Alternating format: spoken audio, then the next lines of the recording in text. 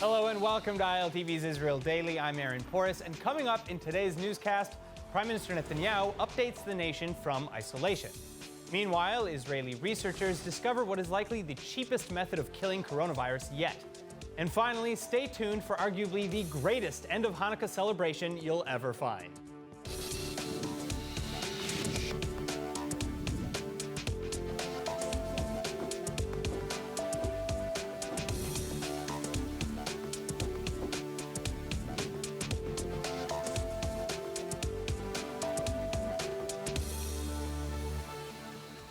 To start, a pretty big announcement today, seeing as it's coming from Defense Minister and alternate Prime Minister Benny Gantz.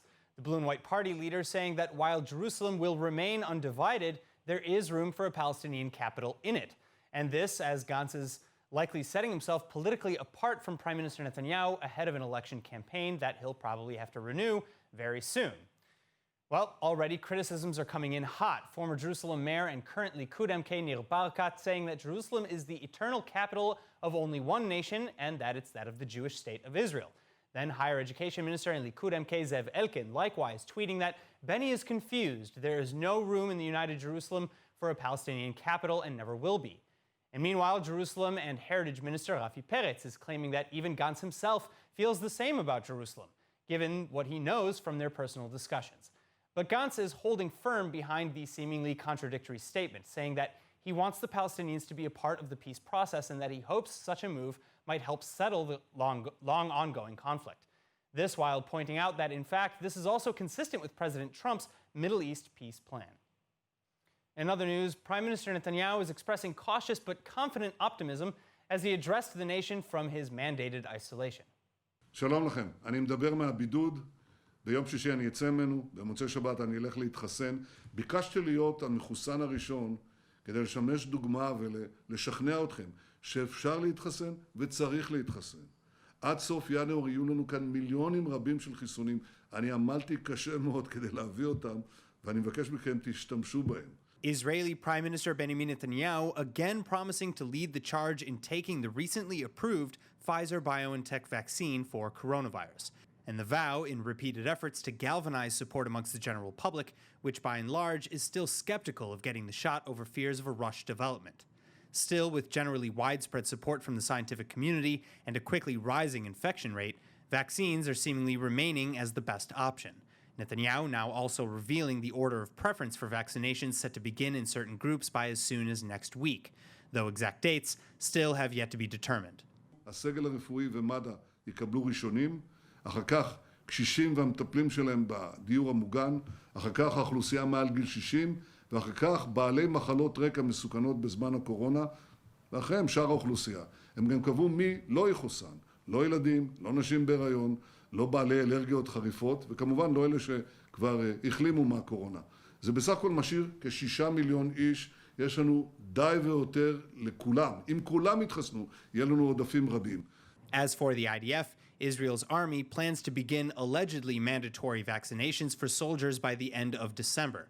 Meanwhile, in spite of overnight infection rates remaining at nearly 3,000 for the second day in a row, active cases now at upwards of 21,800 and the death toll at 3,040, Israel's coronavirus cabinet is breaking earlier promises to resume restrictions. Rather, public libraries may actually now accept visitors, in addition to museums, malls, and marketplaces that are already open. Netanyahu, meanwhile, urging the public to exercise their own self-restraint. אני מבקש שכל אחד יסתכל על עצמו, ויגיד מה אני עושה כדי לשמור על הכללים. הנה אני יושב פה בבית, ראש הממשלה, בבידוד, אני שומר על כל הכללים, זה מה שאתם צריכים לעשות. תשמרו על עצמכם, תשמרו על אחרים, אנחנו יוצאים מהקורונה, אבל אפשר לצאת ממנה בלי שום מחיר נוסף רציני, לא כלכלי, לא בחיי אדם, לא בבריאות. אנא עשו זאת, ולכו להתחסן. And now joining me with more on Israel's latest outline to fight coronavirus is Professor Profadav Davidovich, Director of the School of Public Health at Ben-Gurion University. Professor, thank you so much for being with us. Now, we're hearing from the government that health workers, IDF soldiers, and other similar essential service providers will not only be first to be eligible for the vaccine, but will possibly be mandated to get it. Is there truth to these claims, so far as you know? I think that we need to put things straight. We have, of course, the healthcare workers, especially those who are dealing with COVID-19, but we're also going to have next week people at the elderly homes, those who are part of the program of protecting mothers and fathers. And second, we are not going to enforce, literally taking people and, start to stabbing them or something like that. Not at all. There are going to be maybe probably some incentives. I think that the healthcare workers, of course, need to be, standing, and I myself going to be vaccinated publicly, but there are not going to be any strict enforcement. I don't think this is the right way of doing it. We are doing now a massive public campaign, including with all the professional organizations, healthcare workers, and I think that many of them that maybe were hesitant now understand the importance and also the really minimal risk that is involved with getting the vaccine. Well, speaking of the minimal risk, are you satisfied that the risk is in fact minimal? Because we all know that this mechanism of vaccination with RNA has been around for a couple of years, but this particular vaccine is new and was passed relatively quickly. So something again that we need to be very clear about. We had all of the world, including funding, including the regulatory mechanism, working just on COVID-19 vaccine. This is really extremely unusual. So there were no shortcuts. All the different stages, the laboratory work, animal testing, phase 1 for safety, phase 2, phase 3, and now we are going into the post-marketing. Everything was done, same thing for any other vaccine, but in a regular time, you're first doing the animal testing, and then you're going to the stock market to recruit, to get some more funding. You are submitting into the FDA. After several months, you get it back. This was not the case here. So no shortcuts, but yes, working very, very hard in parallel to move ahead. As you said, the technology is not new. It's already here for about a decade.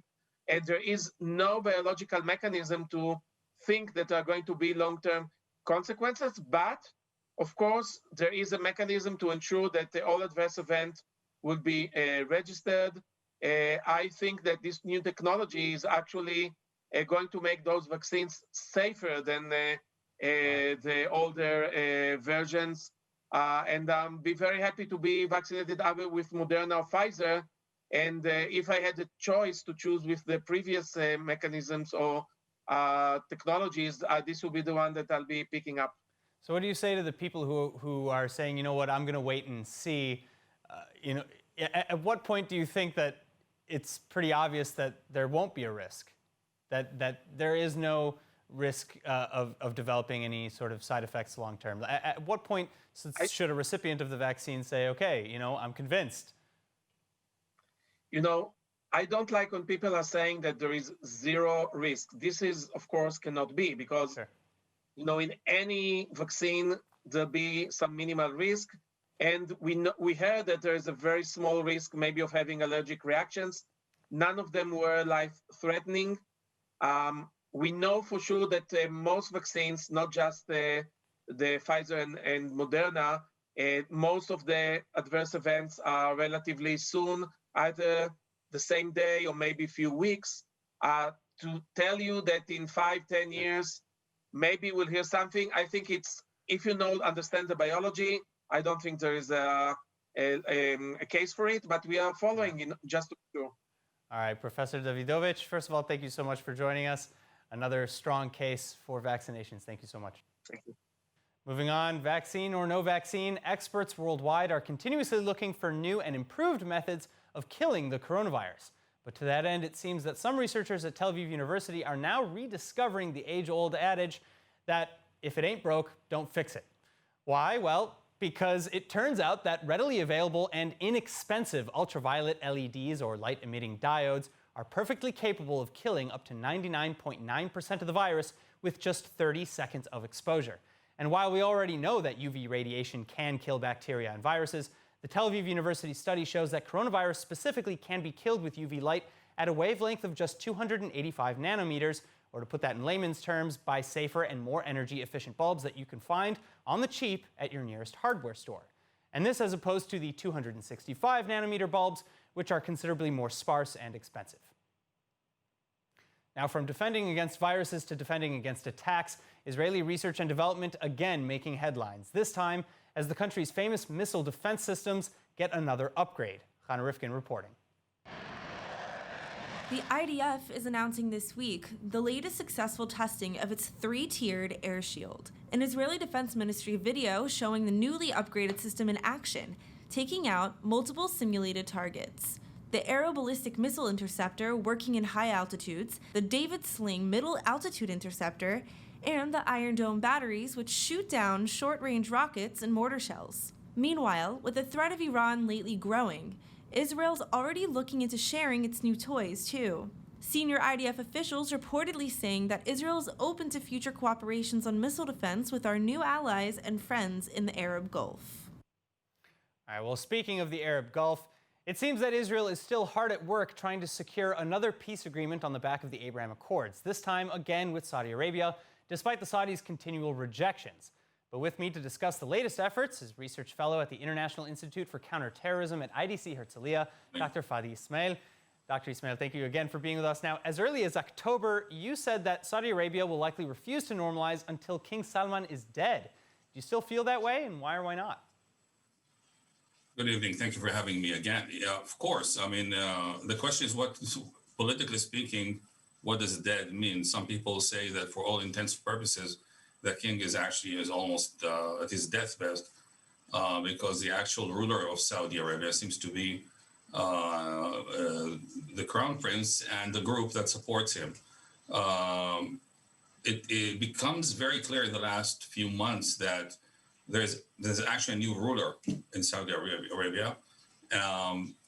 But I'm very surprised if in the next week or 2 weeks, we'll hear about normalization agreement with Saudi Arabia. I mean, surprises exist. I mean, this is the Middle East, and this is the year 2020. Right. You know, I mean, who knows? But I think that it becomes increasingly clear that the king is almost non-existent. I think.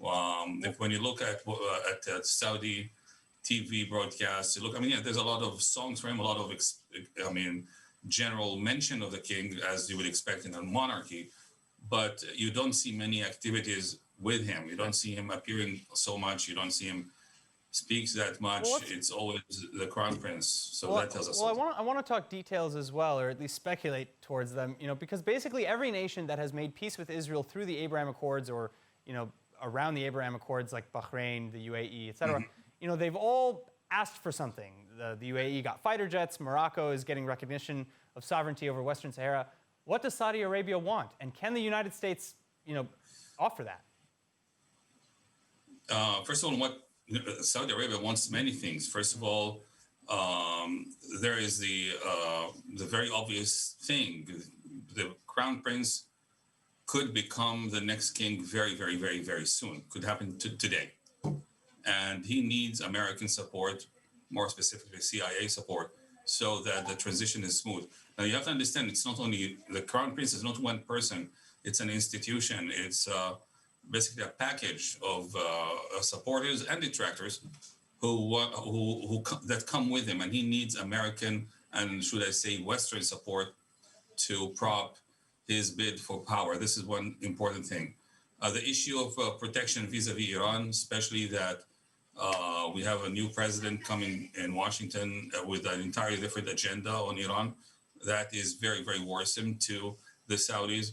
You have to understand the issue of human rights that President, or at the time, candidate Biden has touted as a major issue.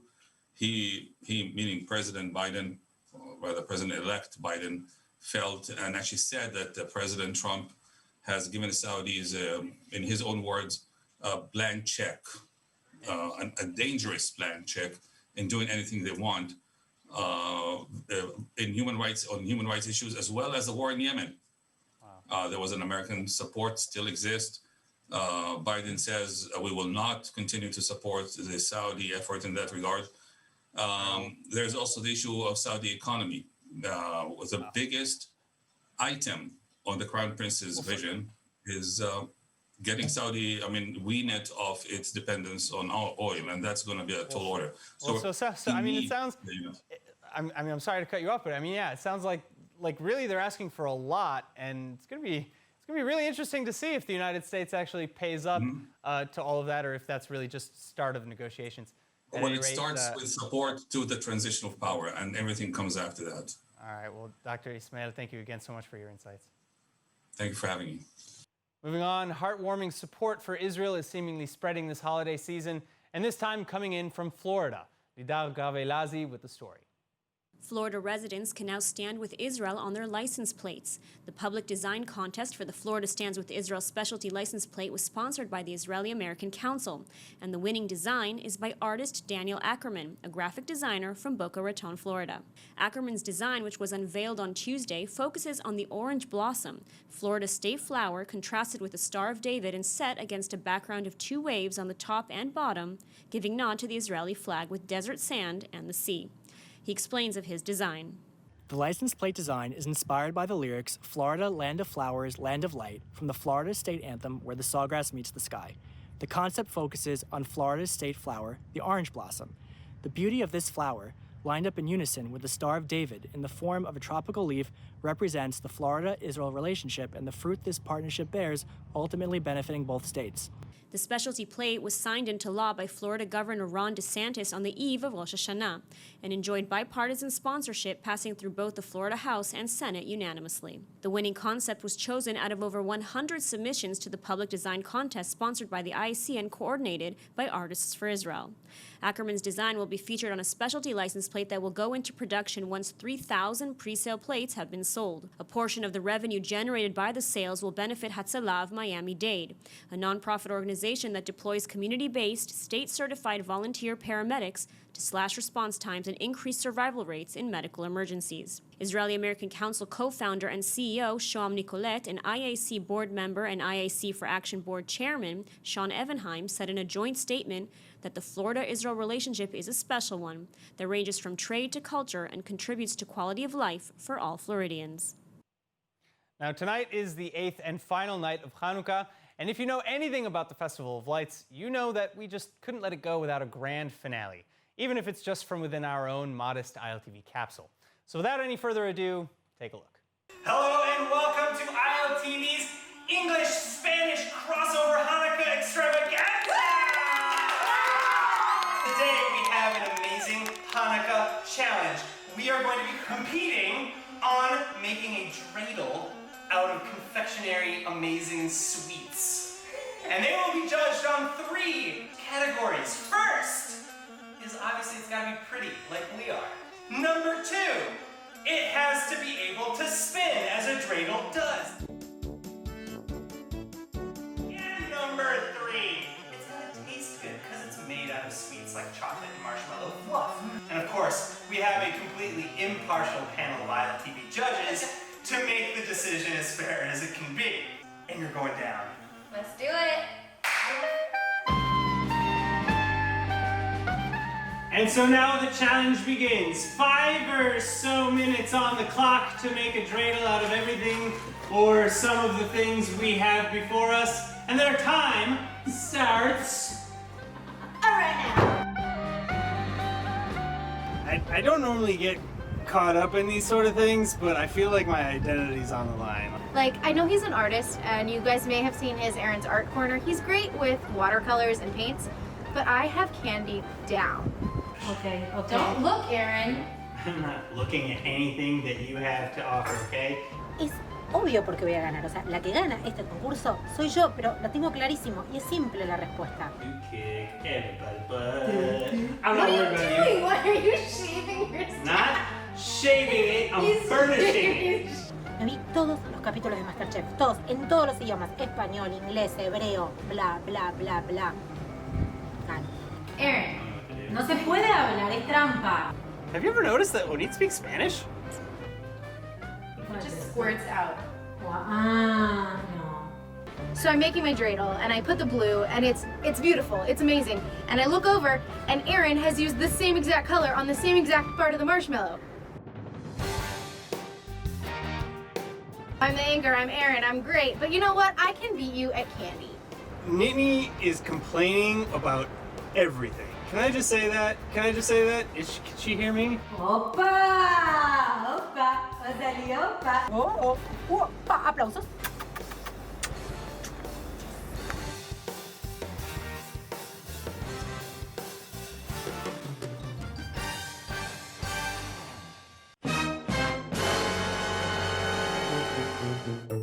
So I'm cautiously optimistic. I see that we have some potential here. Definitely, definitely. Yeah, let's start with Aaron's dreidel. It looks nice because it kind of looks like one of those paintings that, you know, you can tell he's an artist. Yeah, from it's very that beautiful. one. Yeah, it could be in a museum. What about Nittany's? She has a lot of colors. She took a different approach, I think, to the look here. She went a little bit out of the box. Out of the box. Out of the box. You know what? I appreciate that. Mm-hmm. What about Ronit? She's it's yeah. Maybe Not it sure. tastes good.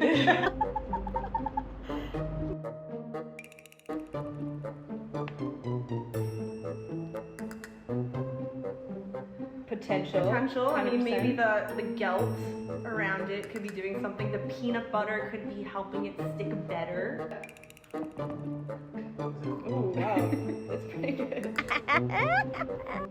So, last but not least, We have Ronit's dreidel. Let's see how it goes.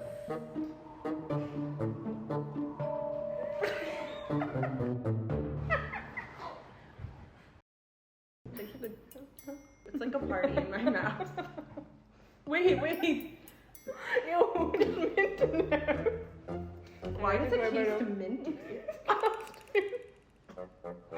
You try this? No? How do I? You know what? I like the chocolate and the peanut butter. I'm a fan. But honestly, Nittany's is The best? We'll find out. Okay, so first of all, I just want to say that you all put in really, really great effort. From the shaving down, to the detail, to everything about it. But there was just one person who is better than all the rest, and that person is Nittany!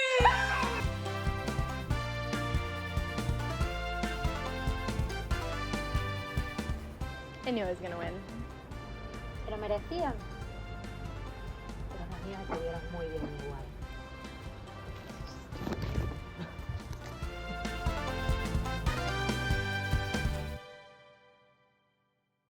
All right, well, I don't know about you, but I'm calling bias. Clearly, I was the winner.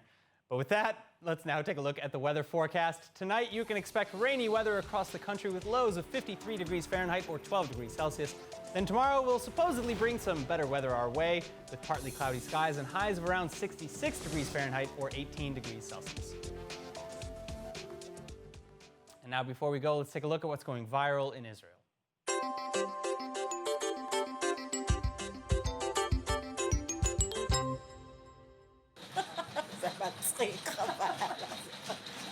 So we have the robot dog, I think.